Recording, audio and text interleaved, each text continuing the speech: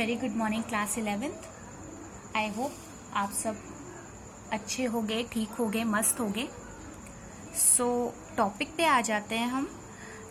आज मैं new topic आपका न्यू चैप्टर स्टार्ट करने जा रही हूँ, that is presentation of data. ये स्टैटिस्टिक्स का पार्ट है आपका और आपका ये 4th चैप्टर है। अकॉर्डिंग टू बुक आपका ये 4th चैप्टर है, प्रेजेंटेशन ऑफ डाटा। क्लास याद है इंट्रोडक्शन चैप्टर में मैंने आपको स्टेजेस लिखवाई थी। पहली स्टेज थी आपकी कलेक्शन ऑफ डाटा, दूसरी स्टेज थी ऑर्गेनाइजेशन ऑफ डाटा। ये आपकी 3rd स्टेज है जो कि है प्रेजेंटेशन ऑफ डाटा। ठीक है, अभी तक हमने कलेक्शन ऑफ डाटा और ऑर्गेनाइजेशन ऑफ डाटा पढ़ चुके हैं। आज हम डाटा को कैसे प्रेजेंट करेंगे वो पढ़ेंगे। ठीक है, प्रेजेंटेशन ऑफ डाटा हम पढ़ेंगे। सो प्रेजेंटेशन क्या होता है? देखो बेटा, किसी भी इंफॉर्मेशन को किस तरह से प्रेजेंट करना है ताकि वो अट्रैक्टिव लगे, जिसपे सबकी नजर जाए, जो लगे कि हाँ ये हमें। अब मैंने अट्रैक्टिव वर्ड यहाँ क्यों यूज किया है? क्योंकि देखो कोई भी चीज नॉर्मल अगर लिखी होती है तो हमारा दिमाग उस साइड नहीं जाता है, बट किसी चीज को हम लोग डायग्रामेटिक वे में या टेबल फॉर्म में लिख दें तो हमारा दिमाग सबसे पहले या हमारी आई सबसे पहले उधर जाती है कि आखिरकार ये है क्या। तो डाटा को कैसे प्रेजेंट करना है ये हम यहाँ इस चैप्टर में पढ़ेंगे। ठीक है, सो पढ़ लेते हैं पहले प्रेजेंटेशन ऑफ डाटा होता क्या है। It refers to putting up data in attractive and useful manner such that it can be easily interpreted। क्या बोला गया है कि डाटा को या जो भी इंफॉर्मेशन हमने कलेक्ट की थी और उसको ऑर्गेनाइज्ड वे में लिखा था, उसको प्रेजेंट करना जिससे कि वो अट्रैक्टिव लगे, लोगों का दिमाग सबसे पहले जाए। ठीक है, और यूजफुल मैनर में लिखी हो। ऐसा नहीं है कि ठीक है उसको हमने ऐसे ही लिख दिया और किसी का दिमाग ही नहीं गया और वो इन्फॉर्मेशन जो कि बहुत यूजफुल थी किसी ने उधर ध्यान नहीं दिया, तो उसको एक अच्छे से इंटरप्रेट करना वो हम यहाँ पे पढ़ेंगे। ठीक है, उसको इजीली इंटरप्रेट कर सके, मतलब जो भी डाटा हमने कलेक्ट किया है उसको इजी वे में सबको समझा सके, उसे क्या बोलते हैं? प्रेजेंटेशन ऑफ डाटा बोलते हैं। ठीक है, ये होता है प्रेजेंटेशन ऑफ डाटा का मीनिंग। ठीक, कि कोई भी इंफॉर्मेशन या डाटा हमने कलेक्ट किया है जो कि ऑर्गेनाइज्ड फॉर्म में था। ठीक है, अब ये समझो कि प्रेजेंटेशन ऑफ डाटा कितने टाइप्स का होता है या कितने फॉर्म्स होते हैं उसके, कि डाटा को हम लोग कैसे कैसे प्रेजेंट करके दिखा सकते हैं। तो उसके 3 फॉर्म्स होते हैं। पहला है हमारा टेक्सचुअल प्रेजेंटेशन, या हम इसको डिस्क्रिप्टिव प्रेजेंटेशन भी कह सकते हैं, या हम क्या कह सकते हैं? Descriptive presentation. अब टेक्सचुअल और डिस्क्रिप्टिव से क्या मतलब है कि कोई डाटा हमने कलेक्ट किया, ठीक है, और उसको ऐसे ही लाइन वाइज जैसे ही लिखा हुआ है वैसे लिख के दे दिया। ठीक, आधे ने पढ़ा, आधे ने नहीं पढ़ा, ये हो जाता है। ठीक है, जैसे मान लो मैंने बोला कि उत्तर प्रदेश में कोविड के चलते सारे स्कूल्स और कॉलेजेस बंद रहेंगे। तो ठीक है, मैंने एक ऐसे ही लाइन वाइज मैंने ऐसे ही, टेक्सचुअल प्रेजेंटेशन कैसे होता है? ऐसे ही लिखा होता है नॉर्मल, लाइन वाइज मैंने ऐसे लिख के दे दिया। ठीक, अब मैंने ये तो पास कर दिया कि भाई ये न्यूज है, ये सबको पूरे राज्य को दिखा दो भाई, योगी जी ने पास कर दिया।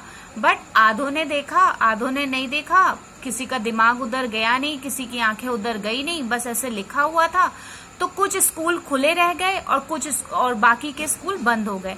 तो इसमें क्या है कि टेक्सचुअल प्रेजेंटेशन ऑफ डाटा में डाटा अगर छोटा होता है तो वेल एंड गुड, कि भाई डाटा अगर छोटा है तो हमने दे दिया कोई इन्फॉर्मेशन, तब तो ठीक है। बट जब डाटा बहुत लार्ज फॉर्म में होता है या इन्फॉर्मेशन लार्ज फॉर्म में होती है तो टेक्सचुअल प्रेजेंटेशन काम नहीं आता है। और ये आई सीकर भी नहीं होता है कि मतलब अगर हमने लिख दिया है सिर्फ एक नोटिस के तौर पे तो आधे लोग तो इग्नोर ही कर देते हैं। ठीक है, तो इस वजह से जो ये डाटा है ये ज्यादा सक्सेसफुल नहीं रहता है। ठीक, होता है टेक्सचुअल प्रेजेंटेशन होती है, डिस्क्रिप्टिव मैनर बिल्कुल अपनाया जाता है, बट ये आई सीकर नहीं होता है। ठीक है, अब नेक्स्ट है आपका tabular presentation. Tabular presentation of data क्या होता है? ये इम्पॉर्टेंट है, ध्यान से समझिएगा। कोई भी डाटा या कोई भी इंफॉर्मेशन जो हम कलेक्ट करते हैं जो कि ऑर्गेनाइज्ड वे में होती है, उसको टेबल फॉर्म में दिखाना। ठीक है, टेबल का यूज करना। आप लोगों ने अपनी बुक्स में देखा होगा बहुत सारे डाटा, अभी मैंने ऑर्गेनाइजेशन ऑफ डाटा में आपको पढ़ाया भी था, क्यूमुलेटिव फ्रीक्वेंसी, ये सब। तो ये सब क्या था, टेबल फॉर्म में थी ना। तो जो डाटा टेबल फॉर्म में होता है तो उस डाटा को हम लोग प्रेजेंटेशन ऑफ डाटा के अंडर में ही पढ़ते हैं। ठीक है, टेबल फॉर्म डाटा में।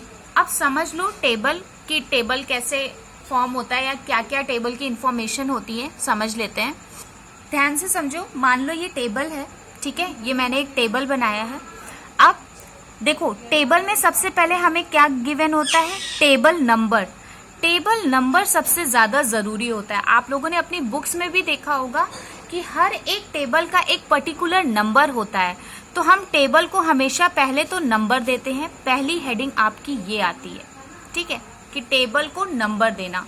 ठीक है, नेक्स्ट क्या है आपका, नेक्स्ट आपका आता है टाइटल, कि टेबल क्यों बनाया गया है या टेबल का मेन टाइटल क्या है। नेक्स्ट टॉपिक मतलब नेक्स्ट हेडिंग आपकी टाइटल आती है। और उसके बाद की जो हेडिंग आती है वो कहलाती है सब हेडिंग।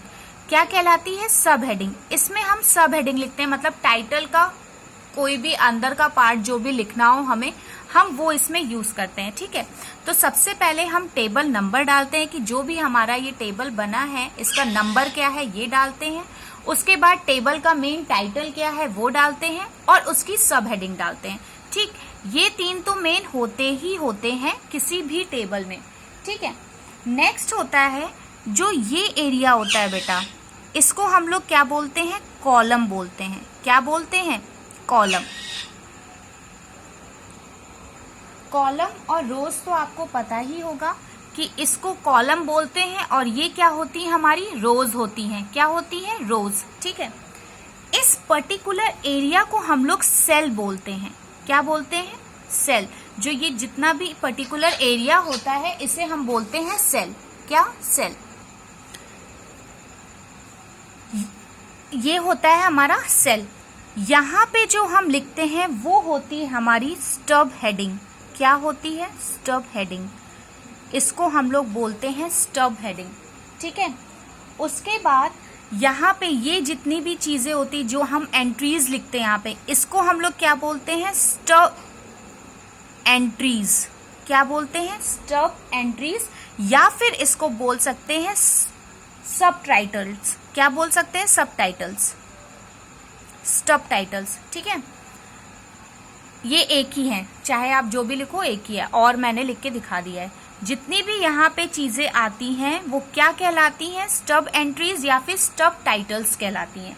ठीक है, और ये एरिया होता है हमारा सेल। ठीक, अब इस पूरी चीज को, ये पूरी जो आप बनाते हो टेबल, इसको हम लोग क्या बोलते हैं, इसको हम लोग बोलते हैं बॉडी ऑफ टेबल। क्या बोलते हैं, बॉडी ऑफ टेबल। ठीक है, उसके बाद जो इस एरिया में आता है बेटा ऊपर साइड, इसको हम लोग बोलते हैं कॉलम हेडिंग। इसको हम कॉलम हेडिंग बोलेंगे या फिर बोलेंगे क्या, कैप्शन विथ सब हेड्स। कैप्शन विथ सब हेड्स, सब हेडिंग या सब हेड्स जो भी बोलो एक ही बात। ठीक है, यहाँ पे क्या आता है, कॉलम हेडिंग या फिर उसको क्या बोल सकते हैं, कैप्शन विथ स्टब हेडिंग। ठीक, अब इतना समझ में आ गया। ये तो हो गया हमारा टेबल का पार्ट। एक पार्ट आता है जो हम फुट नोट लिखते हैं टेबल पे, जो कि मान लीजिए टेबल पे कोई ऐसा चीज हमने पुट की है जो नहीं समझ में आ रही, तो उसको हम लोग फुट नोट में दिखा देते हैं कि भाई हम इस चीज के लिए समझ रहे हैं। ठीक है, अब नेक्स्ट है आपका सोर्स। नेक्स्ट आता है सोर्स। सोर्स क्या होता है कि कहाँ से हमने ये इंफॉर्मेशन सेलेक्ट की है या कलेक्ट की है। ठीक है, किस जगह से हमने इंफॉर्मेशन निकाली है, वो चीज हम सोर्स पे लिखते हैं कि ये जो इंफॉर्मेशन हम टेबल पे लिख रहे हैं ये कहाँ से हमें मिली है, वो होता है हमारा सोर्स। ठीक, कि मैंने किसी मैगजीन से निकाली है या किसी गवर्नमेंट की एजेंसी से ली है, ठीक है, या किसी गवर्नमेंट के जर्नल से ली है। ठीक, तो ये सब कहाँ पे लिखेंगे हम लोग? सोर्स में। आप फॉर एग्जाम्पल मान लो मुझे फूड ग्रेन्स का टेबल बनाना है, ठीक है, कि मतलब एक साल में, मतलब साल में फूड ग्रेन्स में कितनी, फूड ग्रेन्स की प्रोडक्शन में कितनी ज्यादा बढ़ोतरी, इंक्रीमेंट हुआ है। ठीक है, मुझे मान लो उसका टेबल यहाँ पे मुझे शो करना है। मान लो मैंने क्या, यहाँ पे क्या आएगा आपका? फूड ग्रेन्स प्रोडक्शन कर देते हैं, ठीक है, फूड ग्रेन्स प्रोडक्शन, ठीक, फूड ग्रेन्स लिखा। टेबल, मान लो टेबल नंबर 1 कर दिया मैंने। यहाँ पे क्या आएगा? Production of food grains. Title में क्या लिखेंगे आप? Production of food grains. ठीक, सब हेडिंग क्या आ सकती है आपकी?